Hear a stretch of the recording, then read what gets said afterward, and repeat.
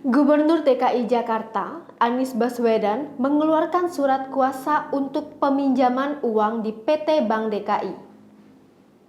Peminjaman uang tersebut digunakan sebagai upaya menalangi pembayaran komitmen fee penyelenggaraan Formula E. Dikutip dari kompas.com, surat kuasa diberikan kepada Kepala Dinas Pemuda dan Olahraga Ahmad Firdaus tertanggal 21 Agustus 2019 lalu. Namun, sebelum Anies mengeluarkan surat kuasa tersebut, Dinas Pemuda dan Olahraga DKI Jakarta lebih dulu bersurat kepada Anies mengenai laporan atas rencana kegiatan Formula E. Surat laporan tersebut tertanggal 15 Agustus 2019 yang langsung ditujukan kepada Gubernur DKI Jakarta Anies Baswedan. Dalam laporan tersebut, ada 5 poin penting yang diinformasikan oleh Dispora.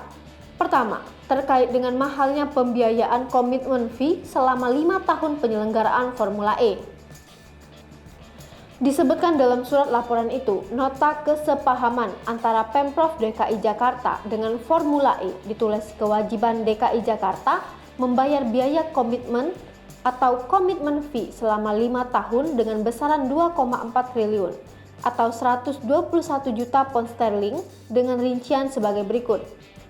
Sesi 2019-2020 sebesar 20 juta pound sterling, sesi 2020-2021 sebesar 22 juta pound sterling, sesi 2021-2022 sebesar 24,2 juta pound sterling, sesi 2022-2023 sebesar 26,62 juta pound sterling, sesi 2023-2024 sebesar 29,282 juta pound sterling.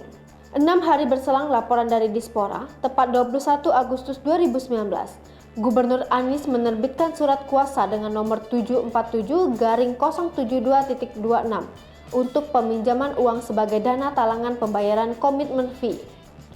Anies memberikan surat kuasa 21 Agustus 2019.